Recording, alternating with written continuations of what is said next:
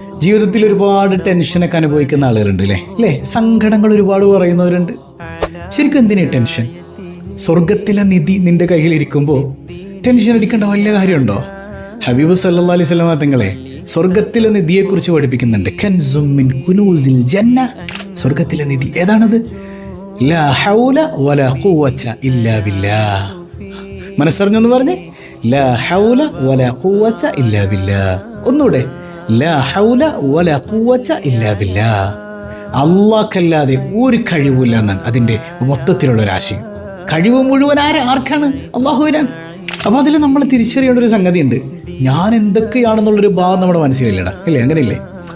എനിക്ക് വീടുണ്ട്, എനിക്ക് മറ്റതുണ്ട്, ഇതൊന്നും എൻ്റെതല്ല എന്നുള്ള തിരിച്ചറിവാണ് ലാഹൗലയിലുള്ളത്. വെറുതെ എങ്ങനെ ചൊല്ലാനല്ല, തിരിച്ചറിവാണ് അല്ലേ? എനിക്കൊന്നുമില്ല, ഉള്ളത് മുഴുവൻ എൻ്റെ റബ്ബിന് മാത്രമാണ്. ഞാൻ അവൻ്റെ ഒരു അടിമയാണ്. അൽഹംദുലില്ലാഹ്, ഞാൻ അവൻ്റെ ഒരു അടിമയാണ്. ആ ബോധ്യമാണ്. ആ ബോധ്യത്തിൽ ലാ ഹൗല ഒന്ന് ചൊല്ലി നോക്ക്. ചൊല്ലി ലാ ഹൗല, ജീവിതം എപ്പോഴും സ്റ്റൈലാ.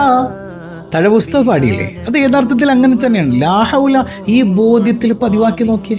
ഒരു 11 ഡെയിലി ചൊല്ലിയാൽ മതി. അതിലേറെ ചൊല്ലാൻ പറ്റുമെങ്കിൽ അൽഹംദുലില്ലാഹ്, ടെൻഷനൊക്കെ അങ്ങ് മാറി നിൽക്കും.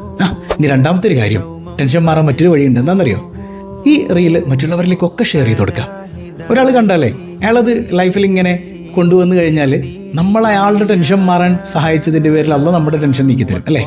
മറ്റൊരാൾ നമ്മൾ സഹായിച്ചാൽ ഏത് വിഷയത്തിലാണോ നമ്മൾ സഹായിക്കുന്നത്, ദ്വാരക്കുന്നത്, അള്ളത് നമുക്കും തരുമെന്ന്. 2 കാര്യങ്ങളൊന്ന് ചെയ്തൊക്കെ മനസ്സ് ശാന്തമാകും.